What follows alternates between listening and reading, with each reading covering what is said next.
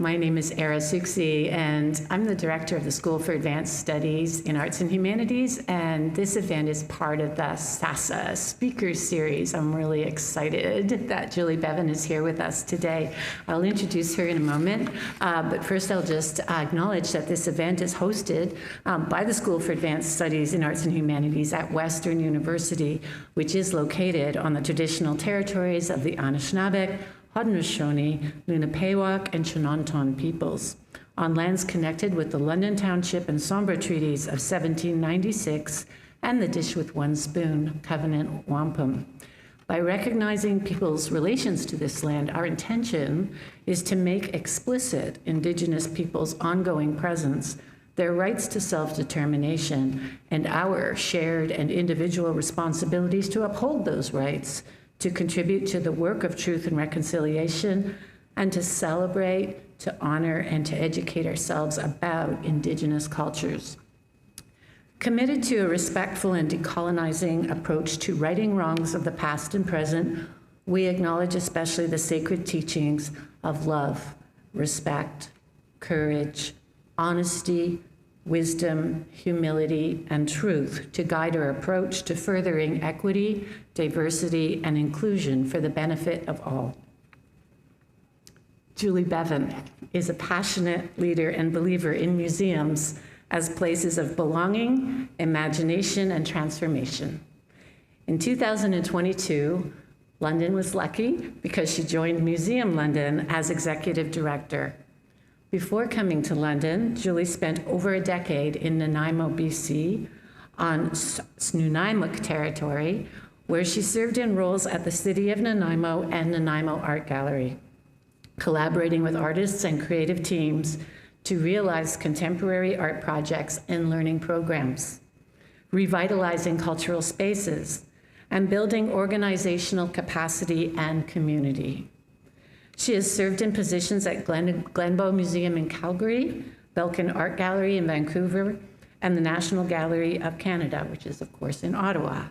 And she's been involved with Canadian Art Museums Directors Organization, the BC Museums Association, and others as a part of a commitment to learning, mentorship, and contributing to a thriving sector.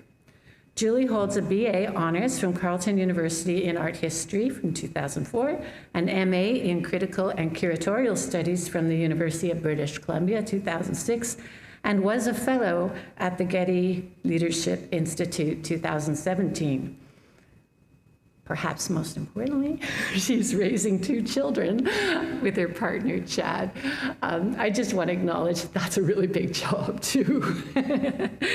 Julie's presentation today is titled Honoring and Amplifying Interconnections, How Museum London Will Meet This Moment. Please join me in welcoming Julie Bevan.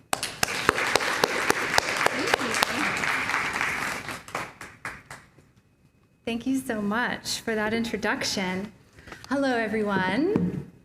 Can you hear me back there, Greg? Thumbs up. And I'll just get these slides going.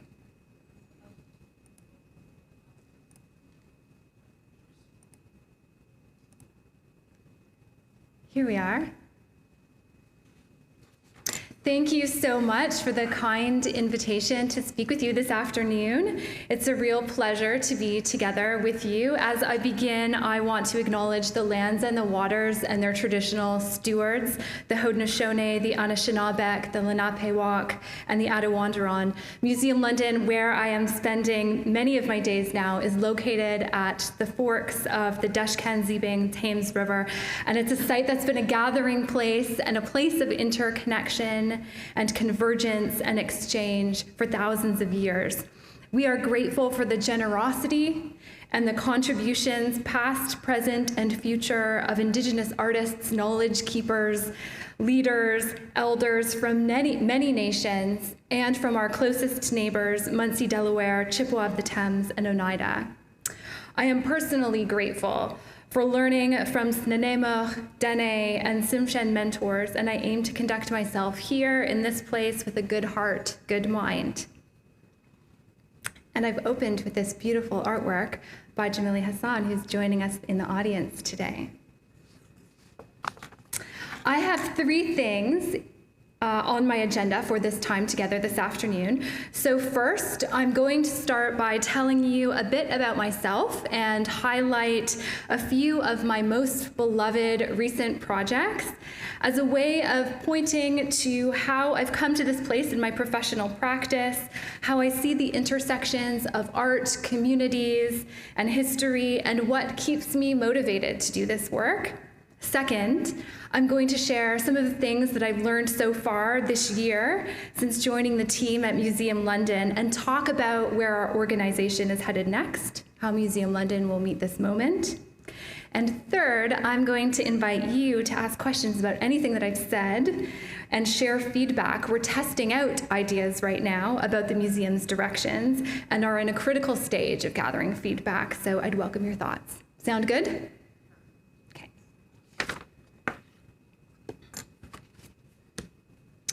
I got the idea as a teen that museums were my calling. I was flipping through the career section of the Globe and Mail when I came across a job advert for the position of senior curator at the Vancouver Art Gallery. I hadn't been to BC yet, or west of Ontario at that point. I was 16, and frankly, I didn't understand what a curator really did, but I clipped it out. I pinned it to the bulletin board in my bedroom, and I set my mind to it. I grew up in Fonthill and Welland, not too far from London, and my town did not have the type of culture and heritage ecosystem that has been built here. We didn't have a place like Museum London with its building or its vast collection, or an artist-run center like Forest City Gallery. We didn't have the Macintosh, or the distinction of being a UNESCO City of Music like London is now. And we didn't have public schools named for artists. But I was fortunate that on special occasions, my parents would take me to the AGO or to the ROM, 2 hours or so away in downtown Toronto. And these places ignited in me a sense of curiosity and wonder and a feeling of belonging with art and a whole world of ideas that felt completely unique and freeing.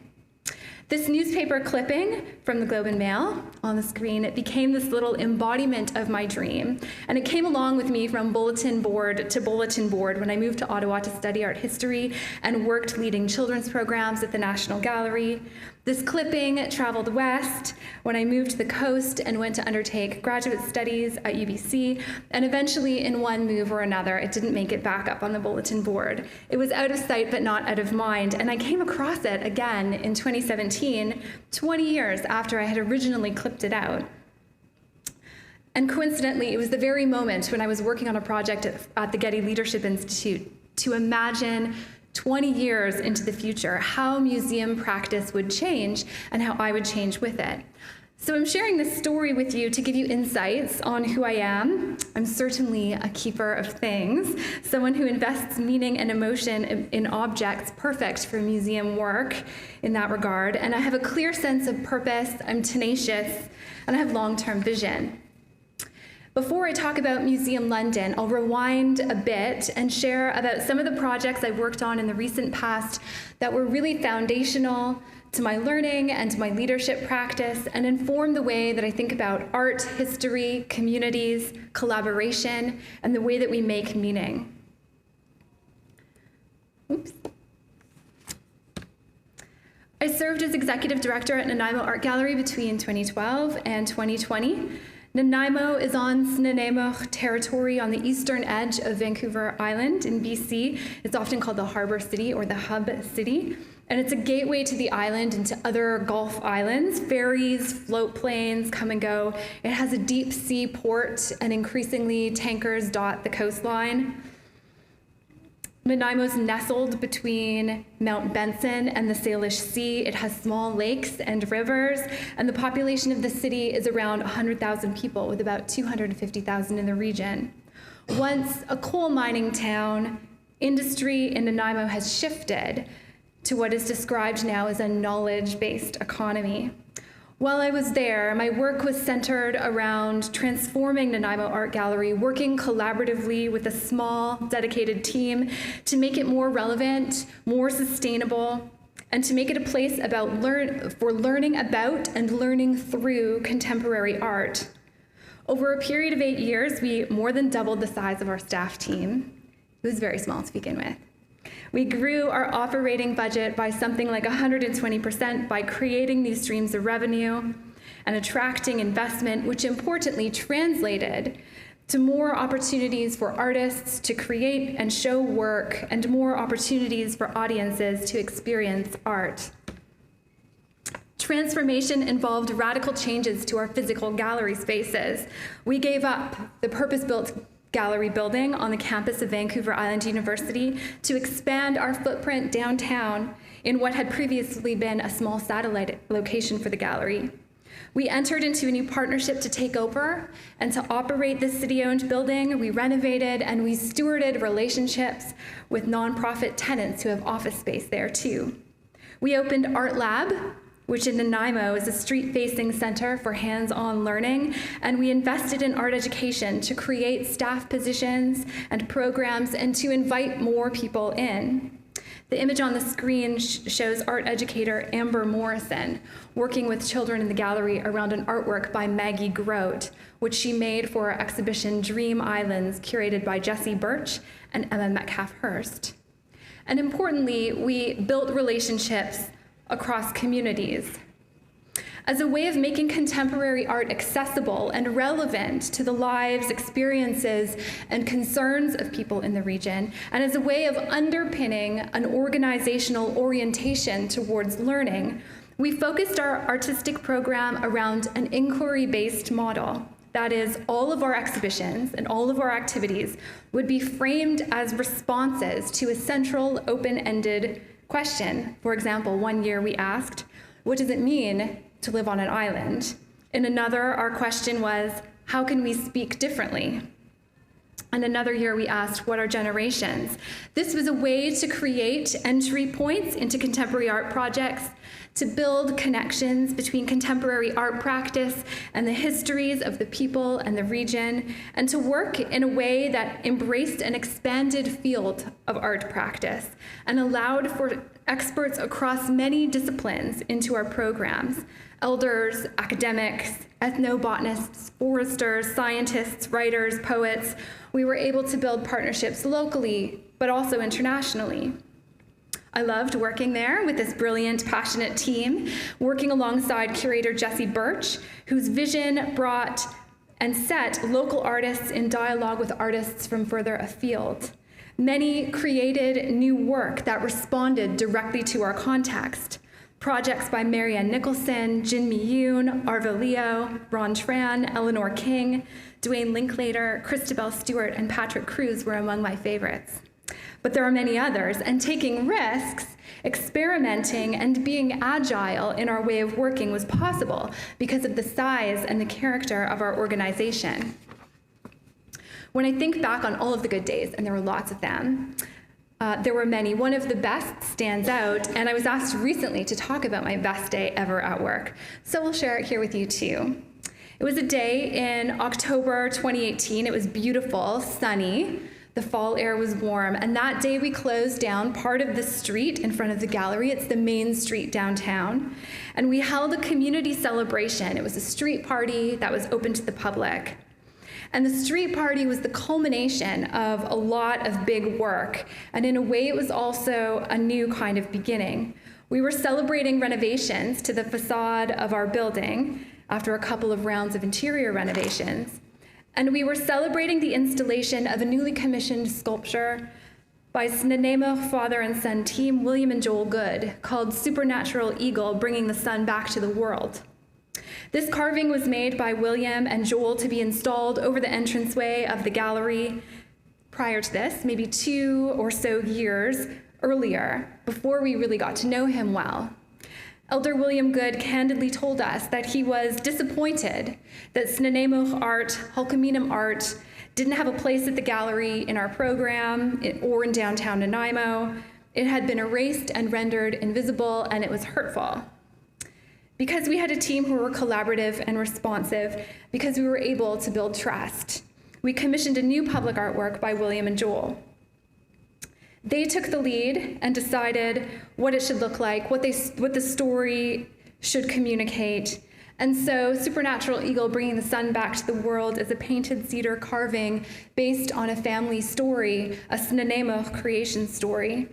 The street party was to welcome the new artwork, to honor the artists and their family.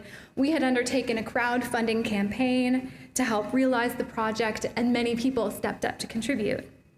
By that time, our staff was learning and practicing Hulkaminum greetings as a way of supporting language learners, and we had Hulkaminum welcome signage inside the door.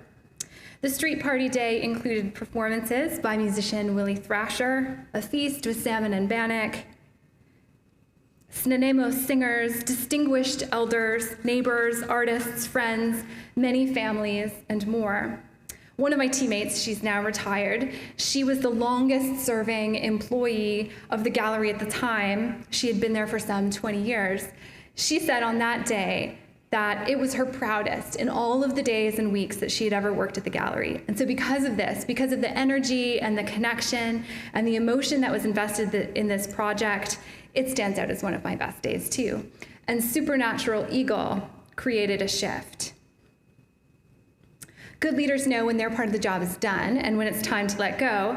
And so when the opportunity arose at the City of Nanaimo to take on a newly formed role called Manager of Culture and Events, I made the move, which I didn't know would coincide with the start of the global pandemic. I learned a lot during a short time about municipal systems and bureaucracy, human resources, about myself. And with a small but mighty team, the work was to oversee 5 cultural facilities, the Art Gallery, 2 museums, 2 theaters, to oversee public art, and to make sustaining, operating, and project grants to something like 50 organizations. Events were in our portfolio too, but COVID quieted that part of the work. During a short time, even during the pandemic, or perhaps because of it, we were able to make some really excellent things happen. Supported by City Council, we made the first city grants directly to artists, funding 13 projects through a one-time resilience grant to support production and presentation of creative work. We participated in the development of the city's strategic plan, and we were able to commission new works, a poem by the youth poet laureate Valina Zanetti, an illustration about the future of Nanaimo by Sebastian Aboud, and a song by Sonnet LeBay, which was about the experience of being Black in Nanaimo. These were conceptualized as creative inputs, injections of creative voice and art into a city planning process. The image on the screen is Sonnet on the stage at the Port Theatre. It was shut down at the time, but we were able to get in and work with the team to record a video on their stage. And because of the timing and tenacity of our small team, we were able to realize several ambitious public art projects that have transformed space and whose impact is still continuing to unfold.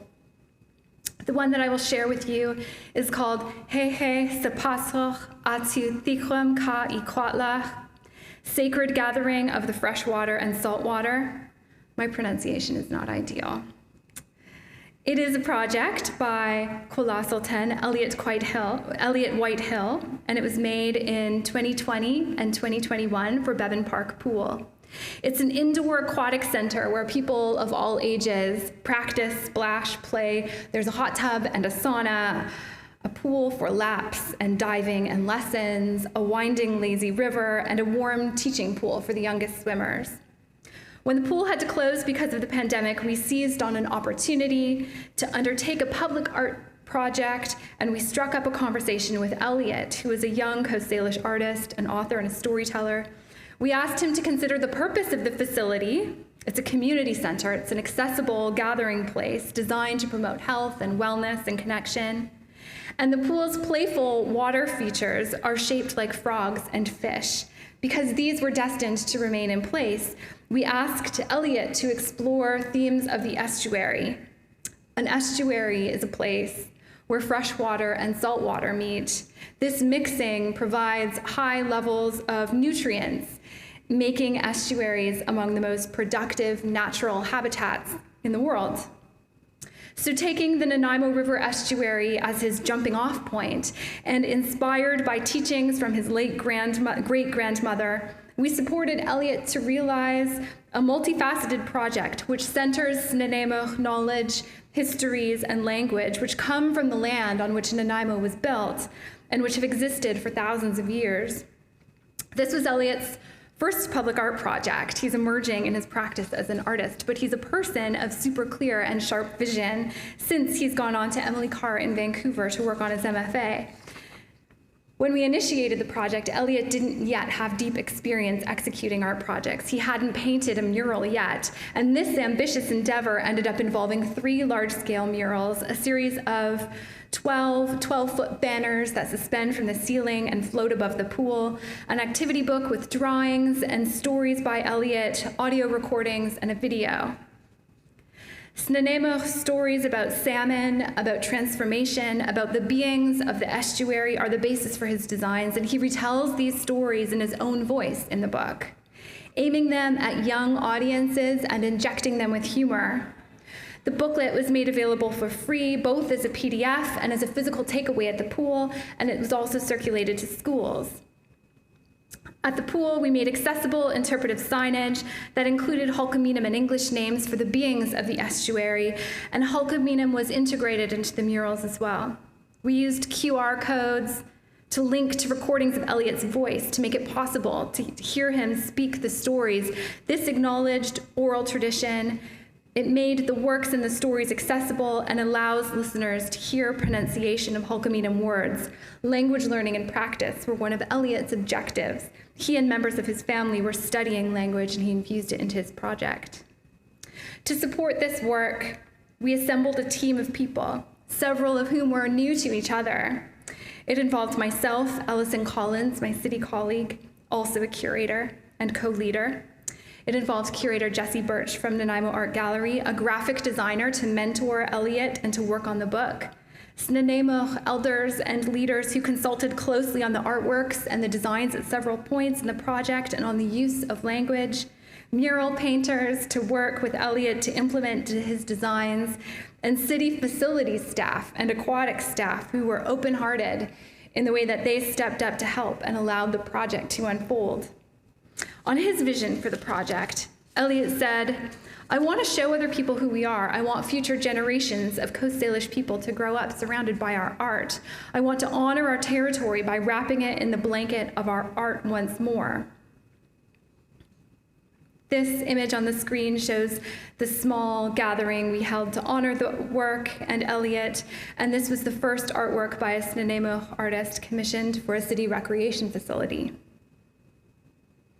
There were lots of takeaways for me from this project about risk-taking and trust and mentorship and collaboration, being ready to take advantage of opportunities when they present themselves, profound, rich lessons on Snuneymuxw ways and worldviews, about the interconnectedness and the sacred nature of all life, and about how art can work in public space. And because of these projects that I've been fortunate to be a part of, because I've been lucky to have worked in different capacities in museums and galleries, both at front of house in a very direct way, and also on the administrative side, on structures and systems and managing resources, I've had a front row seat and have experienced from different angles the moments when sparks fly between people and ideas, between audiences and artwork. These are moments of wonder, of discovery, surprise, connection, and openings to new understandings. Because of all of these moments and impacts, I'm endlessly passionate and optimistic about the potential of art and histories and museums to help people grow. Help people grow into themselves as creative agents, critical thinkers, as empathetic citizens, and museums, or rather I should say those who work with and inside museums, have the potential to transform lives and to influence and catalyze change in our communities by both drawing people into our spaces and by going out to meet people where they are. On the screen, I'm showing you a picture of outside and good things growing. This is a view, a little bit blurry on this screen, from Center at the Forks, and it's Ron Benner's garden and his work As the Crow Flies. It looks a lot different right now. Ron, I'm really happy that you're here today. Since arriving in London, Ontario, and joining the team at Museum London almost a year ago now, I've been exploring here with our board, staff, volunteers, our circle of supporters, and community leaders from many sectors what we should aspire to next, what people dream of for Museum London, and what people need from it. This is a photo of our core staff team taken last May at our AGM. I was away sick that day and haven't photoshopped myself in. I haven't had the chance. This is the moment when the photographer asked everyone to make a funny face, so this one's my fave. I will assume that most of you in this audience know Museum London and have experienced it by accessing it as a resource for learning, entertainment, inspiration, fun. For those of you who may be less familiar, our museum offers an ongoing mix of historical and contemporary art exhibitions that have regional and national resonance, and exhibitions of London's cultural heritage that bring local histories into focus. On the screen is a shot of the museum at night with a newly commissioned work by artist Kalamoya projected through the windows. Our public and educational programs serve various audiences and often use exhibitions and collections as a springboard. And a lineup of memorable special events inside the museum and in the community are offered throughout the year to connect diverse people to art, ideas, and each other. The museum cares for significant collections. Over 45,000 artifacts reflect the colonial history of London, and artworks numbering over 5,000, both historical and contemporary, by regional and Canadian artists are in the collection. Aiming to be an accessible cultural resource, admission to the museum and to many of our activities is free or by donation. And to round out the experience, we have 2 cafes, the River Room and the Rhino Lounge, come have coffee, and the shop, which carries a thoughtful selection of goods, including the books that are produced by Londoners and by the museum that extend and document exhibitions and art practice. We rent our spaces for events, which brings in people who might not otherwise come through our doors, and it creates a stream of income to support our activities. Our place has a long history.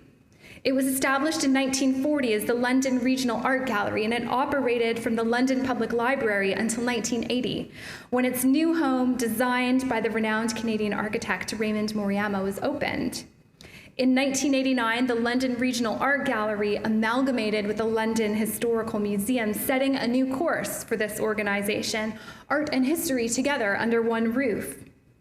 Most recently, in 2018, Centre at the Forks was created, which opens up the museum to the river and serves as a beautiful, flexible venue for programs of all kinds. As part of the Centre at the Forks, an education studio allows hands-on learning and making. Outside, we have a terrace that overlooks the river. In the summer, it's shaded by a glorious maple. And the museum's ground hosts outdoor artworks and gardens, like Ron Benner's work, and of course the Rhino by Tom Benner, which has become iconic in London.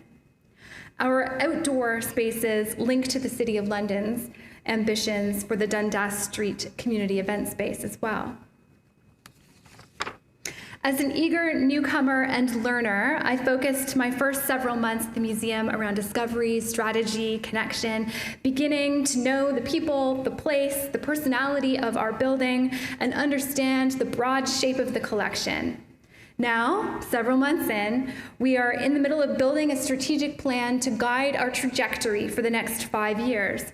We're now at the phase where we're going out to test our ideas, to gather feedback and insights, both from community leaders who are already close to the museum and those that we want to draw closer. We started our strategic planning process in September by asking why. Why does Museum London exist? What are we here for? Who are we here for? What are the reasons that underlie this work in art and history? These can be challenging and complex questions to answer, but also quite fun. And so brave, committed, good-humored board members embarked on a series of non-linear, exploratory conversations with the goal of articulating our purpose in 7 words or less. The thinking is, having a succinct purpose statement will help rally people in our big circle to internalize, to understand, and to see our purpose activated in our work together every day. So where we've landed is here, honoring and amplifying our interconnections. I'll dwell here for a minute on this statement to unpack it and to elaborate on the meaning. Our purpose statement prioritizes relationships. Interconnection points to the ways that we're linked. It invites us to look beyond ourselves, beyond art and history, to the outside world, and to understand ourselves as being part of ecosystems, increasingly responsive and adaptive and accountable. And to recognize interconnection is to recognize complexity. We are connected through the natural world, through human-built systems, knowledges, through geography and time. In our case, a museum with a mandate for both art and history, interconnection holds open the doors to possibilities for how we think about and undertake our work. The word honoring centers thoughtfulness, care. It means to regard with great respect. It can mean to fulfill an obligation or to keep an agreement. Amplifying suggests action towards growth. It means to expand, to make larger or greater, to increase the strength of.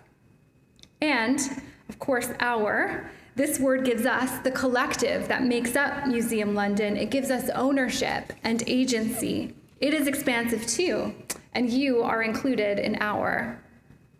This purpose does not constitute a wild departure from the work that the museum has been doing. It's a statement that allows us to have shared language and a shared understanding to help us rationalize and position all of our activities going forward, from making decisions about programs like exhibitions, collections, education, and events, to how we deploy our precious resources and how we organize ourselves internally. So it permeates everything we do, and the purpose will help align many parts of our organization, which sometimes, as in any institution, don't always work cohesively or feel like they're in sync with one another. With this purpose in mind, we have set our sights on 5 strategic directions, which we're in the process of testing out now. These will help us focus on our next moves as an organization. I'm going to share these 5 directions with you in no particular order. They're not structured by hierarchy, but I do like lists. Number 1, fully embrace interdisciplinarity. Activate art and history in dialogue in new ambitious and creative ways.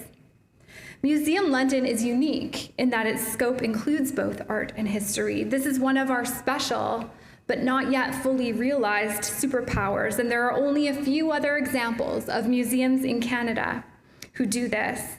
Often our 2 different collections and our ways of working within them exist in tension.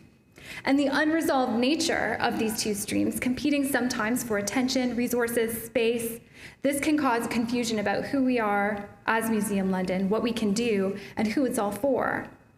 One of the exciting challenges that's in front of us now is how to fully realize the potential of these 2 streams, art and history, in dialogue with each other, and further unlock the potential of their interconnections. This will require new, more holistic approaches to how we work together and collaborate and plan. It requires a different internal mindset. More fully embracing and activating interdisciplinarity will require new strategies for interpretation, for storytelling, for exhibition design, and for communication. On the screen, you'll see Stay Safe. It's an object from our material culture collection, acquired by the museum last year. It's also an artwork by Noel Reiser. It's plywood hoarding that covered the windows of 2 shops on Richmond Row in 2020. Focus area number 2, raise the profile, a hidden gem no more. One of the things that came to the foreground in our last round of community consultation in 2021 is that our museum could be better known, especially locally, and better understood by Londoners. It's often referred to as a hidden gem. Many people don't know what we do or feel like it belongs to them, and we need to find compelling ways to tell people who we are, what we do, and why it matters. Part of raising the profile involves a refreshed, energized brand identity, new communication and marketing strategies, more storytelling about the many partnerships and collaborations the museum undertakes locally, and the ways that we share artwork and ideas from London across the country. Even in the context of a museum, people are more important than objects. We need to pay more attention to understanding how and why people use the museum, and we need to understand and improve the visitor journey, the experience that we're offering when people take the time to make their way to our place and through our front doors, and when they visit us online. So another of our strategic directions is transform audience experience, a people-centered approach. So this calls for refreshed physical and online spaces that reflect the caliber and the dynamism of our programs and that reinforce our purpose. I'm a fan of Nina Simon's work. Perhaps you know her books, The Participatory Museum and The Art of Relevance. These have influenced my own thinking about museum practice. And she says, if you're going to open new doors, especially doors to the heart, you have to start at the front door. You have to show that you're inviting people in on their own terms, with generosity, humility, and a nod to what speaks to them. Effective front door greeters have people who look like your community welcoming them at the door, speaking their language, providing entry points that match the keys they use every day to unlock meaning. Enhancing visitor experience, making our museum a more attractive place for people to visit, to use, to come back to, necessitates that we reinvest in the tools that we provide for people to make meaning, for interpretation, and to think holistically across our organization. How can we balance intellectual rigor with accessibility? What are the languages of our work? What else do we need to provide visitors with? How can their experience become less passive and more participatory, as people have come to expect? In the book Active Collections, shared with me by my colleague, Dr. Amber Lloyd-Langston, one of the core arguments is that the conversations in museums needs to change from caring about artifacts to caring about people, that there are changes that we could make in the museum system that would help us treat the people in our communities more like family.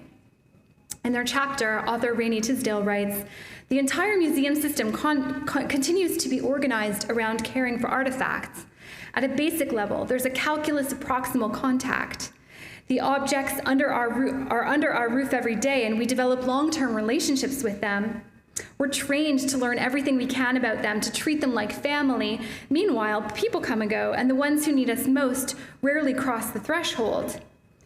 Tisdale writes, we keep starting with objects. We have all this stuff. How can we get other people to care about it as much as we do? Instead of starting with people. The communities we serve have needs. How could we use our stuff to address them?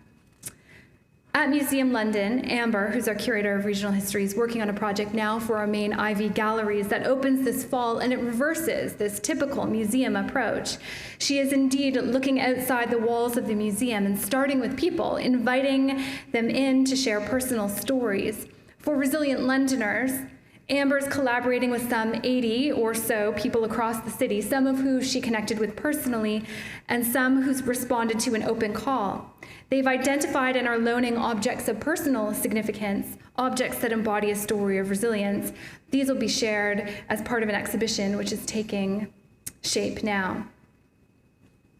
And I'm using this beautiful photo from the corn roast on August 21st because I think it embodies this idea of hospitality and treating people with care and generosity and humility.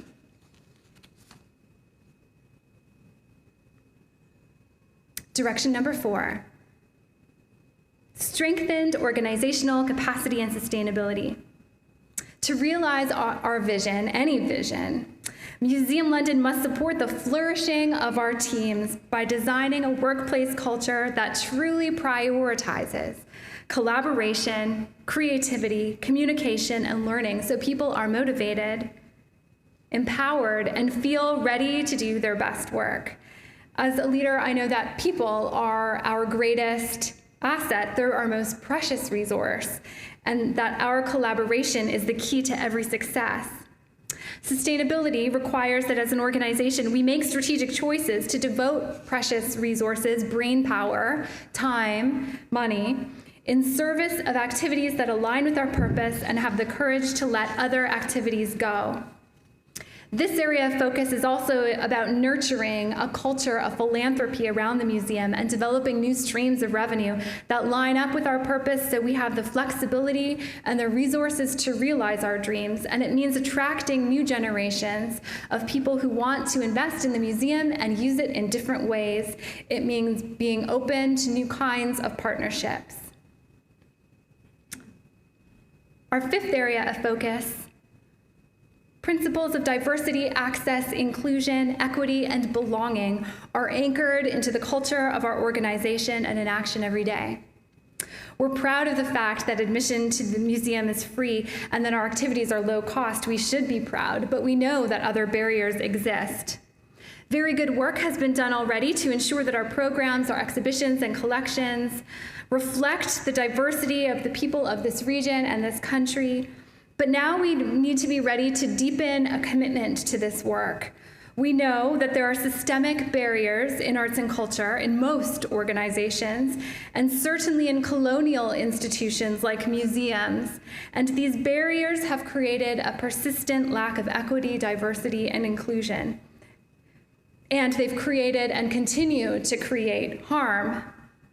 Looking ahead, our focus is on taking more intentional action to become truly inclusive at every level of our organization, to more equitably reflect the diverse communities we aim to serve and fully realize the museum as an accessible resource for everyone, a safe place of belonging. This involves examination of our policies, our procedures, our systems, hiring practices through a new lens in consultation with communities. This is a holistic change towards inclusion and equity and hard work, but not radical. It's work that everyone expects us to be doing, including funders like Canada Council and the City of London, and organizations in which we hold membership, such as the Canadian Museums Association. Underpinning these 5 directions is a vision that the museum is relevant because of the ways our initiatives connect to the pressing social, environmental, and economic issues of our time. Art and history are powerful tools for inspiration, for healing, for learning, for dreaming, for imagination and play.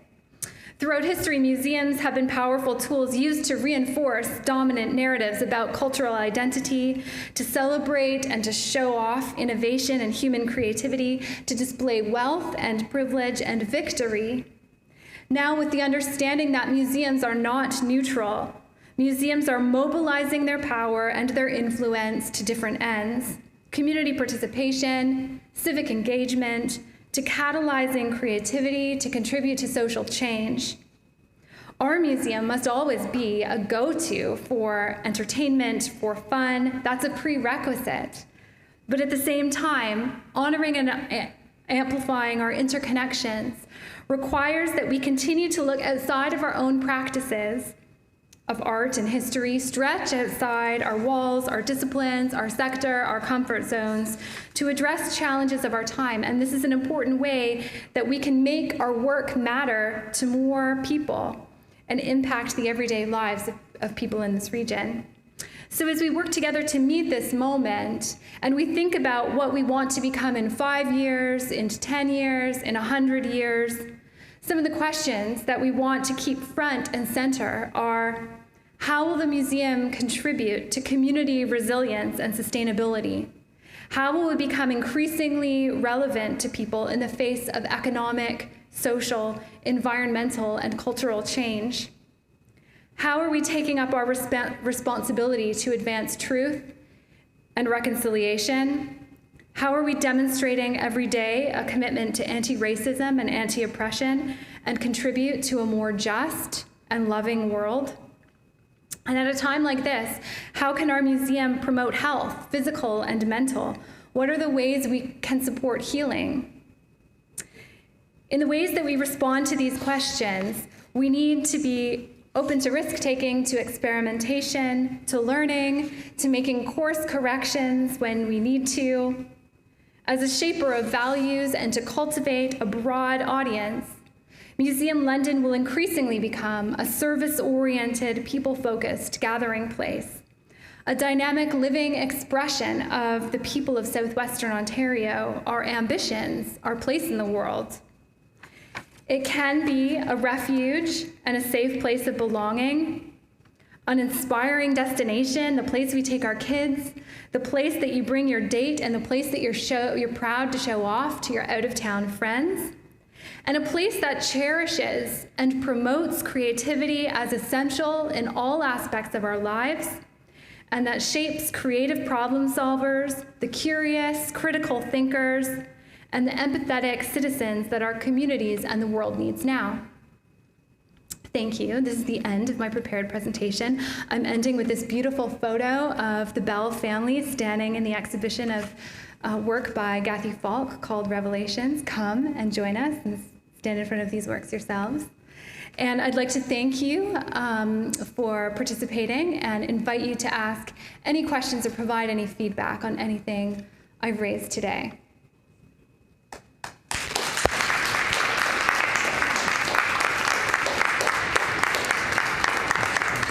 Julie, thank you so much. That was actually really inspiring. I think all of us feel energized about the museum, but also about like what we're doing every day in our own lives. And so thank you so much for that. I think we all need that right now. We have time for questions, and I think questions might be an important part of this event. So I'd like to invite anybody who would like to ask a question of Julie. Randy. Jen's coming up with the microphone. Thanks, Julie. That was great. You didn't talk a lot about the relationship between the museum and the university. I wonder if you could elaborate a little bit on some of the ways that there can be collaboration between the museum and the university. Do you need us to repeat the question, Greg? No. Okay. Collaborations between the university and Museum London is your question. Yes. So I think that one of the things that I have observed and learned in my time here, there is an impression that Museum London doesn't have a lot of collaborations and partnerships that exist. And over the course of my almost year here now, one of the things that I have observed is Museum London has a startling number of partnerships and collaborations, including with Western in different ways. Art Now comes to mind. We have a joint talk next week, March 16th, with Angie Quick and Dr. Joel Paflak. But I think that partnerships are how we get work done. Collaboration is how we get work done and how we build momentum. And I think that there are many exciting ways to refine and evolve the way that we work together and to understand the outcomes that we're endeavoring to achieve together. And we're really delighted at the moment to have partnerships with the visual arts faculty. We've worked with SASAH this year with a great event with Ivan Coyote. And being open to explore what the future holds, knowing that Western and Museum London have a limited number of resources, but unlimited amount of brain power and energy. So harnessing that and applying it to things in the future, I think, open door.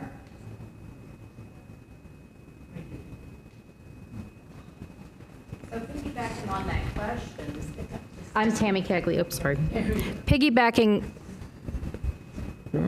Piggybacking on that question, that suggests a certain barrier that exists, real or imagined, in getting the word out about what's going on. And I've noticed that. Welcome to London. I'm also relatively new to London myself and am especially interested in cultural opportunities like Museum London. So how do we go forward to let people know what's going on? How will you guys do that? How will you build that?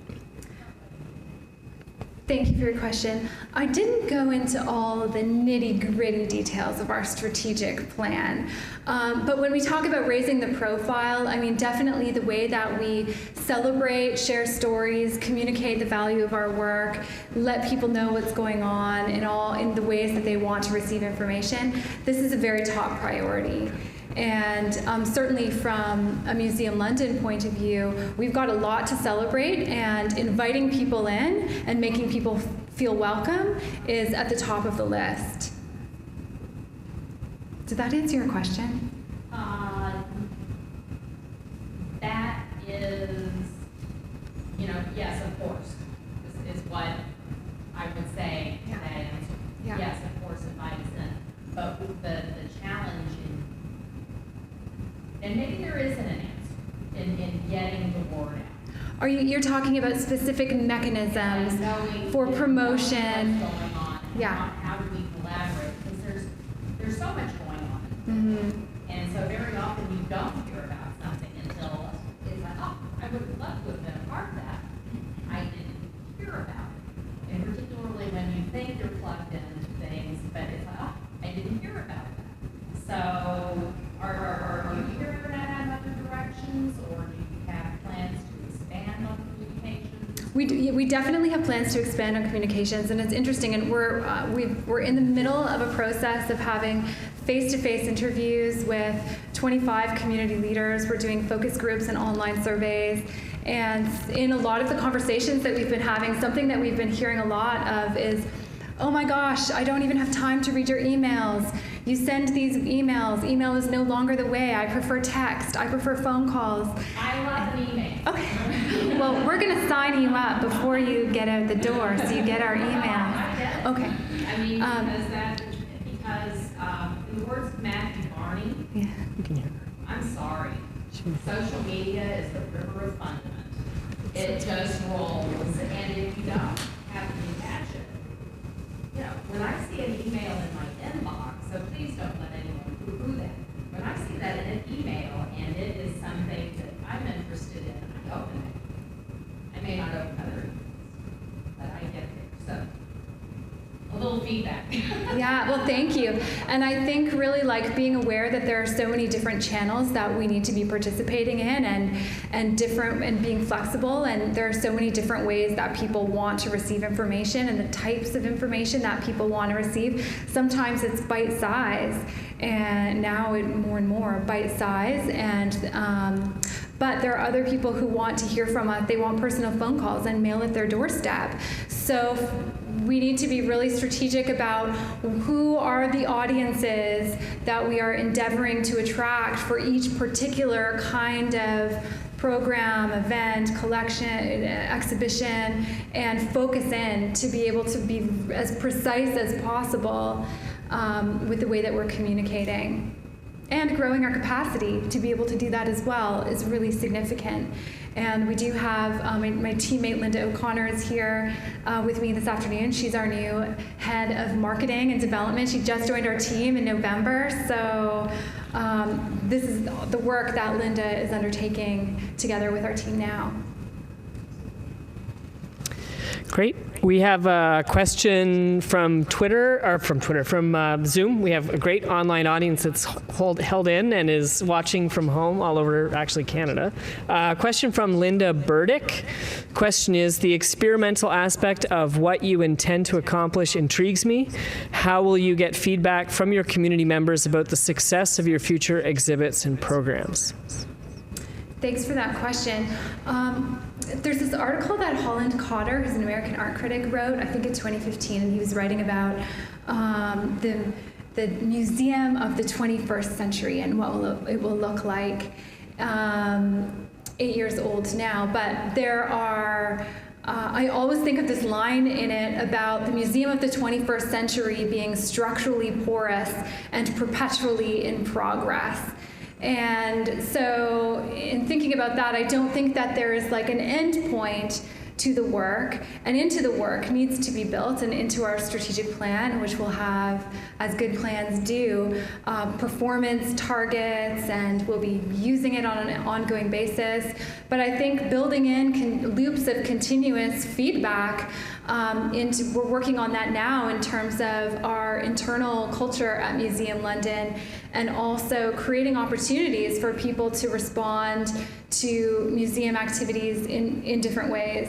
The last big community consultation that was undertaken was in 2021, but Museum London does quarterly put out there to the community questions an invitation for input on what people want to see, how we're performing in different aspects. So I think building that in and being ready then to accept that feedback and understand and be able to use it, process it, and use it and decide where it will take you is also the other really important element.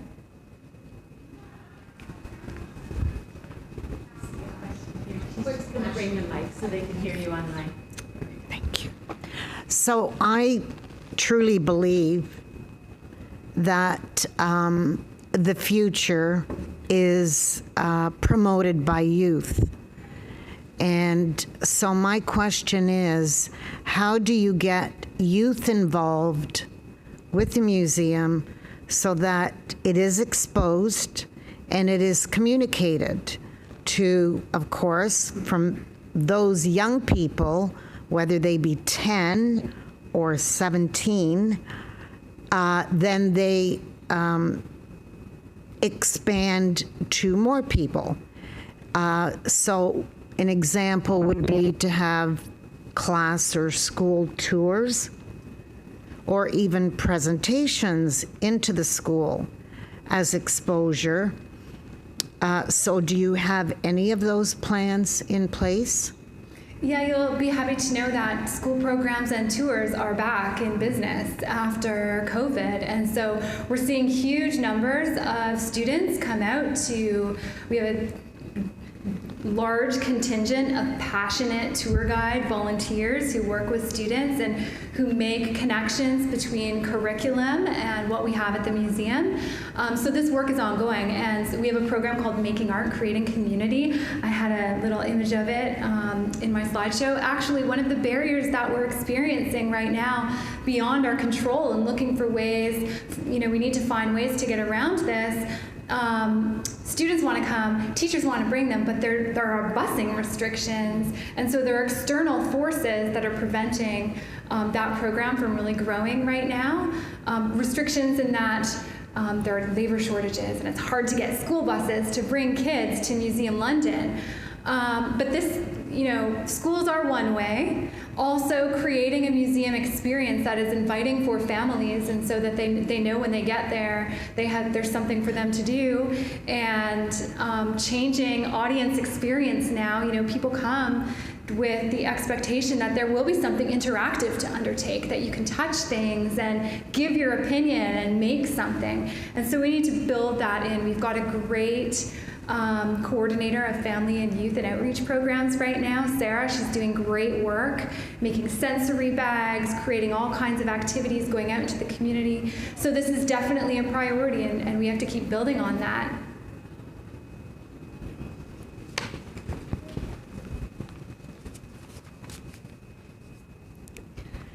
Hi. First, I had a comment just to say that I loved your talk so much.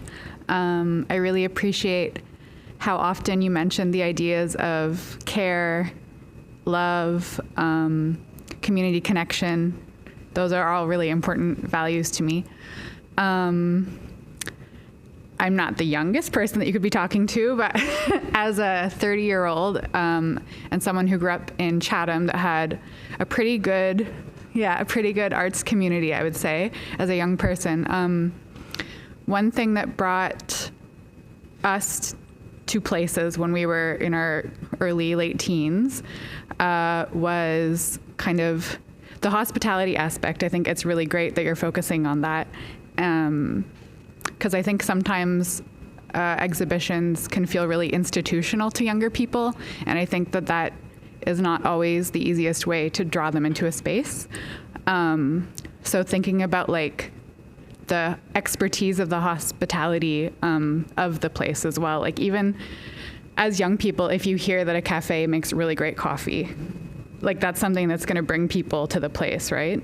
And I think thinking about that aspect of food, hospitality, and how that can be interwoven into the gathering place of the museum, as well as thinking about museum hours. When is the space accessible to people? Because teens from 13 to 17 are looking for cool places to spend their time. they can't go to bars, but they want places that they can spend time together. So like focusing on that, expertise of hospitality when the place is accessible, and how you might draw people there, and then kind of tangentially, they will be in the space with the art, right? So things like events like maybe coffee houses where people are doing live music up until 9 p.m. or something like that could be an interesting way to bring younger people into the space. Thank you. Agreed.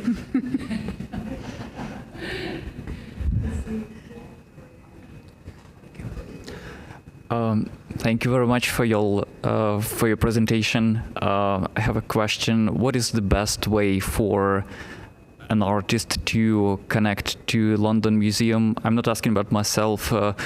I'm here with my father, who recently arrived from Ukraine, and he's an honorable Ukrainian artist with countless exhibitions, and like he's working permanent expositions of museums in Ukraine as well. And I find myself in the position where I would like to help him to connect with the artwork world here in Canada as well. What would you suggest in this regard? Thank you. Thanks for your question. One thing that I have found since coming to London is that people here are so welcoming and generous, and this is an arts community that is very willing to welcome new people and in a loving way. People bring you food, people invite you over to their house. In terms of Museum London, we are fortunate that we have an excellent curatorial team, and part of their work is to undertake studio visits, to be researching out there, meeting artists.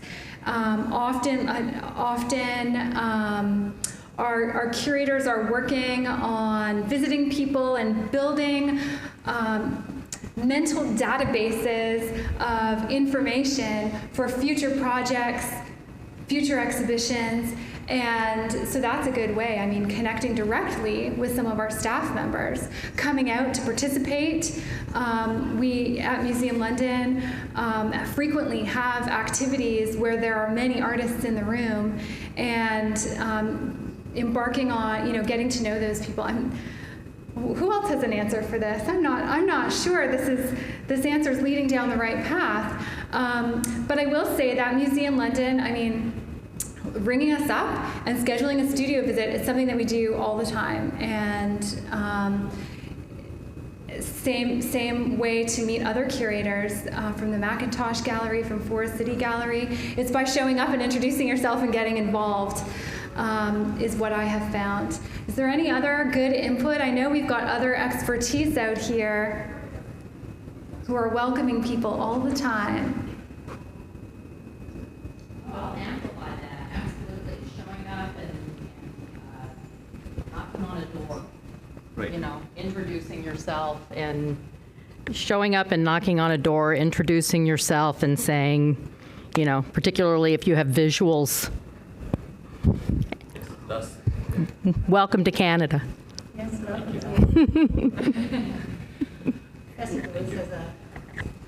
questions. First of all, thank you for an absolutely thrilling talk. It's really wonderful for you to have come. It seems to me that you've addressed both how do you bring the community into the museum? How does the community go out? How does the museum go out to the community? And one of the things I find myself thinking as you're talking specifically is, okay, how does that interface with the questions of truth and reconciliation? One of the things we see sometimes in the university is that students are very happy to bring in Indigenous people into the classroom, but a lot of times, and not just students, people are they're somewhat nervous about going to the actual Indigenous communities, and it makes me wonder. I know from people that I know that there's a lot of artistic work going on in the Indigenous communities, a lot of young people making art. Are there ways for the museum to go out into some of these communities? Can a person have an art installation at the Elgin residential school site? I often discover that people often don't even know where these, where Munsee Nation is. So how are the ways that the museum, both bringing in Indigenous art, but also going to Indigenous communities, can do some of the work of truth and reconciliation? Thanks for your question. That's a hard one. I'm learning the context here, which is much different than the context where I've lived and worked in Nanaimo, in BC, on Snuneymuxw territory. And and meeting new people and putting yourself out there, it can be tricky, it can be difficult and uncomfortable. But I think, the way that I have done it so far as a new person is to ask people and to go out and knock on doors and to send notes and say, I would love to meet you and let's have coffee. Let me know when you're ready to talk. And also,